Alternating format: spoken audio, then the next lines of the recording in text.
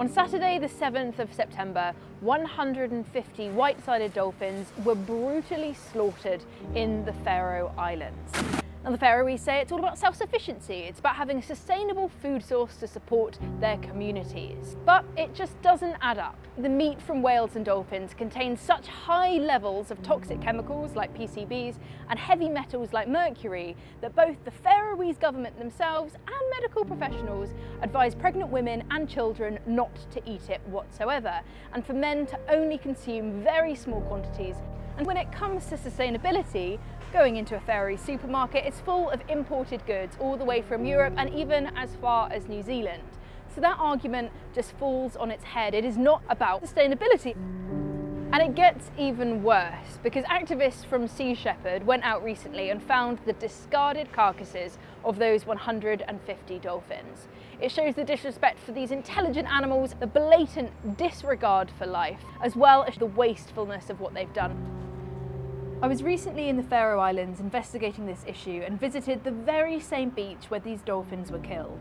In 2021, 1,428 white-sided dolphins were slaughtered there too.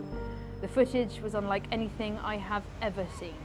A handful of hunters, completely overwhelmed by the large number of dolphins, it took them hours to complete the kill.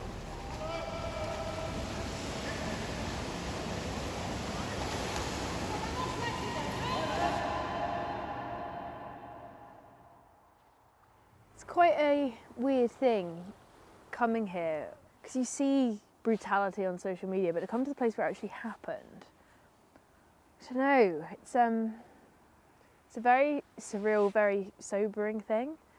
And this landscape is just stunning in so many ways. But underneath that is this ugly brutality, this dark side, this something I can't get my head around.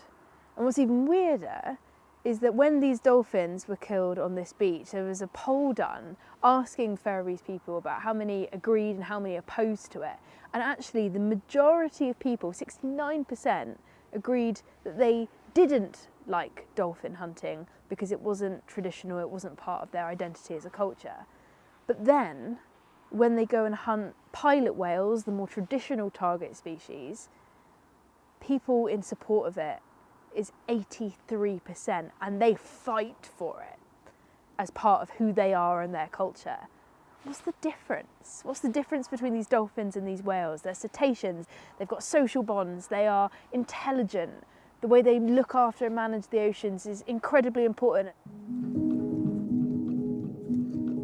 We cannot afford to keep losing whales and dolphins in this manner in the midst of a biodiversity and climate crisis. It is as simple as that.